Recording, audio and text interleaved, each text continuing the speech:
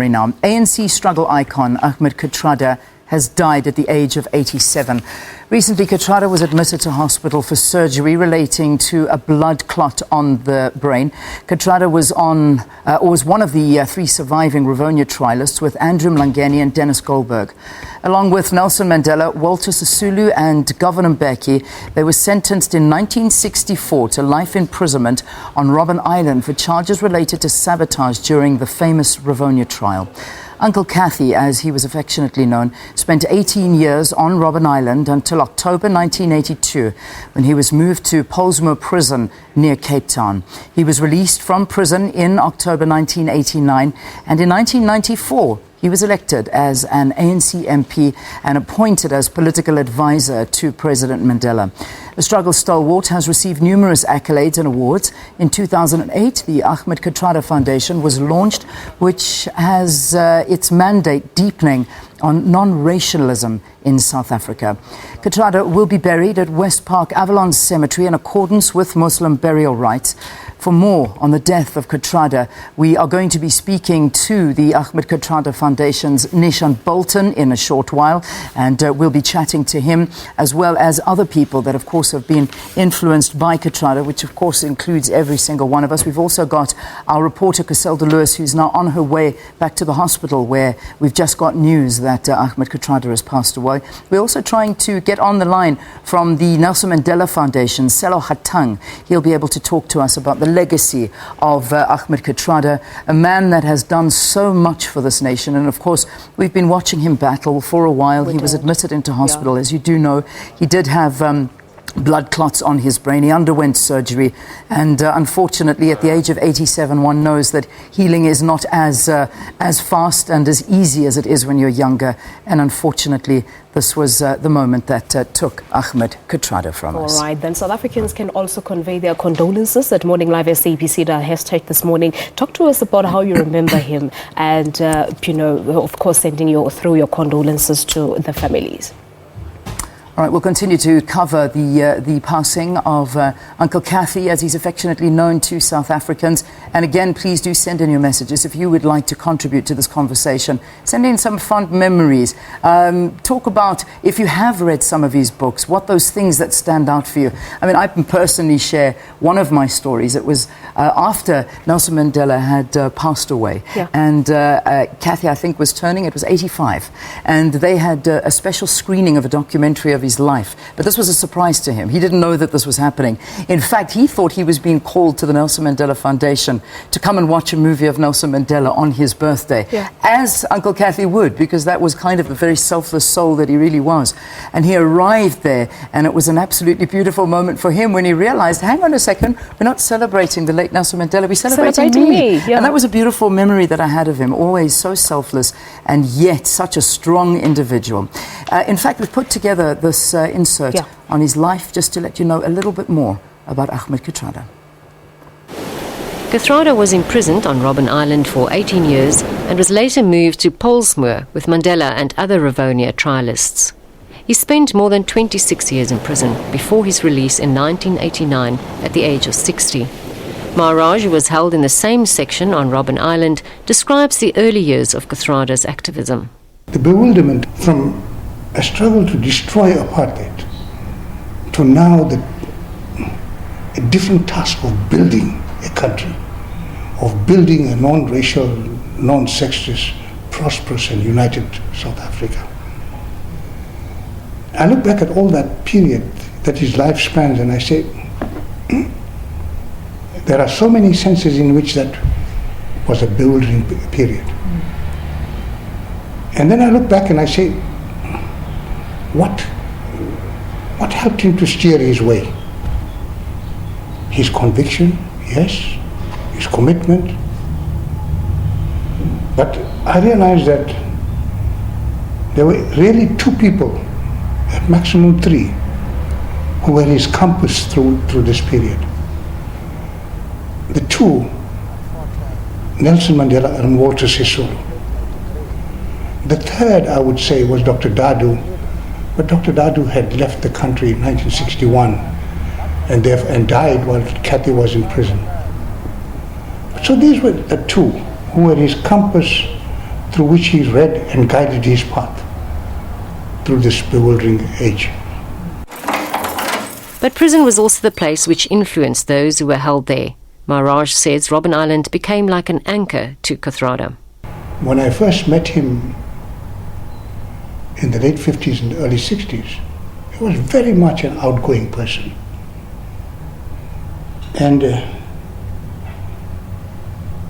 he himself has said that you can take a prisoner out of Robben Island, but you can't take Robben Island out of the prisoner. He said this very often. And when I look back, I realized that he was the epitome of that statement. He reshaped his post-1994 world, which was charged with this enormous task of building a new society. But he reshaped that world by devoting himself to taking people, particularly prominent people from around the world, to Robben Island, to get an opportunity to get them to share that experience that we went through, which was a triumph of the human spirit. Activist Sunny Singh served 10 years on Robben Island at the time of Kathrada's incarceration. And he was always seen a person of moral courage, right, and giving inspiration, like others, the Mandelas, the Zulus, the Govan Bekis, and so forth, right. So Kathy was always, and he had a tremendous support from the grassroots, right, both intelligentsia and the working people and students. And it still continued till the last hours till he felt critically sick. Maharaj says Kathrada had a wicked sense of humour, but it had a strong quality to it. He remembers Kathrada's interaction with one of the warders at Robben Island. And the warder from the ramps, who was supposed to hand over to the warder in charge of the quadrangle, couldn't see the warder, and he shouted at Kathy, "Bas, di bas." Kathy tried to ignore it as if he was not speaking to Kathy, but Kathy was the only one exercising. And Duke persisted, "Bas, di bas." And Kathy, when he realized he could not evade the question, turned around very quietly and he said to him in impeccable Afrikaans, "Meneer, daar is niemand met die naam hier. Miskien u bedoel die beambte." Meaning, there's nobody by that name of Bas, but maybe you are meaning the official. Poor Duke couldn't handle this thing. Here was a prisoner, a darkie, coming back in impeccable Afrikaans. He just gave up and walked away. He left the doors open. He didn't hand over, according to the rules of regulation, he should have handed over to the warder in charge. And to further stress how deeply Kathrada understood his captors, he recounts how Kathrada challenged a notorious policeman. And a cop by the name of Swanepoel, a cop with a reputation already in 63, 64 of brutality, went up to Kathy's cell, got the warders to open the door, and threatened Kathy, and he said, "You must talk. If you don't talk, I'll deal with you." And in that intimidatory atmosphere, Kathy had to find how he's going to handle this. What's he going to say? And having grown up in Schweizerenica, he responded by reciting a stanza from a poem by that noted Afrikaans poet, Jan Leer, which said, "Ek hou van 'n man wat sy man kan staan. That is, I like a man who stands as a man.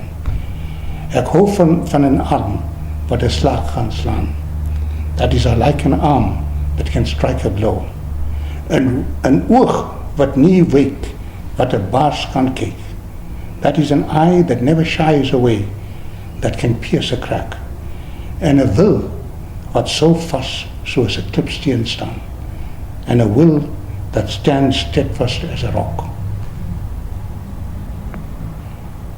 As Kathy tells the story, poor Swanepoel, thrown back with the words of his old culture of a renowned poet, an inspiration to the Afrikaner, did not know how to handle it.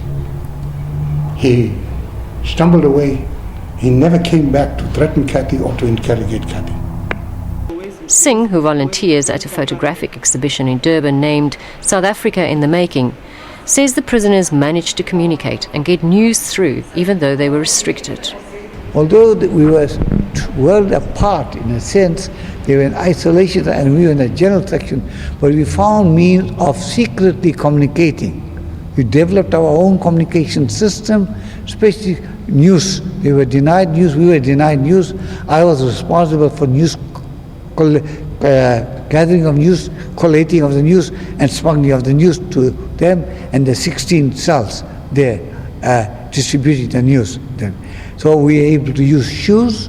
The cobblers were ANC members. They should break their shoes and we should hide the news in a plastic packet or in hot porridge, sing the packet at the bottom end of the drum, and that's how they should get the news. So that's how there was a communication. Or if we were punished from the general section and taken to the Kulukuts, that is isolate, then we were able to communicate. It wasn't free, only when we met in a bathroom, it's a common bathroom, because they were in a different flank of the isolation section. There was some complication. Because in the 10 years I was there, I think I met Kathy twice. And Mandela I met 3 times. Where the venue was, meeting what? Bathroom. Zuleika Mayat was the sister of one of Kathrada's closest friends. She started corresponding with Kathrada after he sent a condolence letter from Robben Island to her family after a fatal car crash. So I replied on behalf of the family, thanking him and so on. And in the end, I just said, is there anything we can do for you? A week or 2 later, or maybe a month later, a letter comes from Robben Island.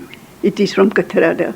And he says, he writes something more, and then I replied something more, and this went on for 10 years. She kept his letters and her own original letters to him. The ones Kathrada received were all censored before reaching him. These letters were later published in book form. And the last letter that I wrote to him, that was, I said, this morning, this was wonderful news, awaited for many and long years. We heard of the release of the detainees. That was my last letter I wrote to him. I don't know whether he ever received it. I forgot to ask him about it. But in the end, I said, I hope you are released even before this letter reaches you. However, I make haste in adding that having been wrenched away from the outside world for 27 years, the entry into it will be traumatic. Adjustment problems will be tremendous. Party and people will want you to do what they decide for you. Through the 10 years of our correspondence and from the brief meeting, I have personally no doubt that the quality of resilience, also those of self-reliance and confidence that you exude, is for me sufficient guarantee that you will be your own man. And may Allah guide you. Salams. That was my last letter to him. Maharaj says Kathrada's personality was perfectly described by Mandela. This morning I came across a statement by Madiba, and I think he captured a central feature of Kathy. When he said that Kathy was a quiet and courageous man whose devotion to the cause of justice has been shown to be in the very highest tradition of his calling, close quote. When I looked at that statement by Madiba, I said, no, he really captured Kathy. Yes, Madiba is right. The cause was Kathy's calling. Yes, Madiba was right. Kathy was totally devoted to that cause. But there is a qualification to one part. Because Kathy was a man, a fun-loving man who loved laughter. But when I look back, the harsh realities of the struggle and prison in particular had refashioned him from this fun-loving man into a quiet, perhaps rather into somebody like a placid stream that is still flowing and gurgling with the energy that comes from loving love and loving life. That was Kathy.